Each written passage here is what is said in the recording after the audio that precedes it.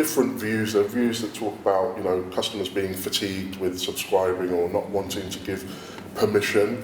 Is that your experience, or would you say that customers don't want to give us permission anymore, or are customers prepared to engage with brands? I think it's a slightly worn out phrase, but I do think there's a value exchange that goes on around what value are you going to give customers back. For us, clearly, the Advantage card helps with that, but you know, if customers know that the value back is going to be worth the effort, that you're going to reward them, you're going to recognise, you're going to promote things that only really matter to them, you're not going to pass the data on to third parties they don't want to hear from. So I think the onus is on brands to demonstrate that value up front. Why would I give you my data, or even more data than beyond, say, an email address or consent, you know, more about my shopping behaviour or the brands I like? You'll do it because you're hoping to get more of the right type of content, the right type of deals, things that are relevant in your life today.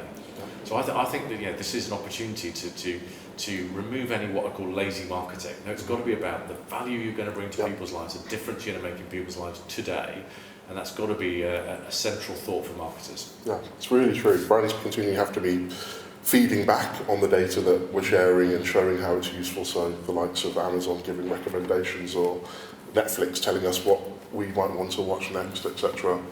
Pete talks there as well about the importance of trust. Yeah. How are you finding?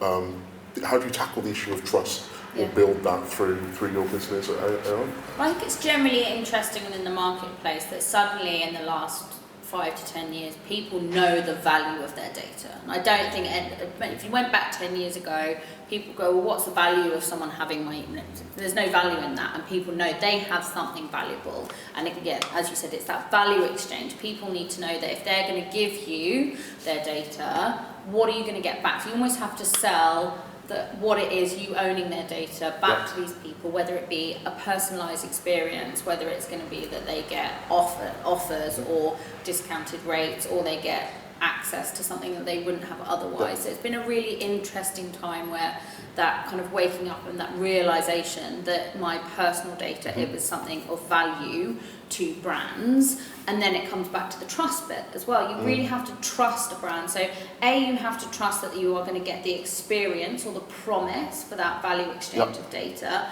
but it's also trusting they're going to keep that data safe, which has become a massive thing we've seen in the media over the last few years, the amount of cyber hacks and data being stolen, and that again really reiterates that value of that data. The fact that people's data is being stolen is kind of reiterating that piece of data is a really valuable piece, and it's not just all obviously credit card data and financial data is very valuable, but just your name and address and all those personal aspects of your data is a very, very valuable asset too.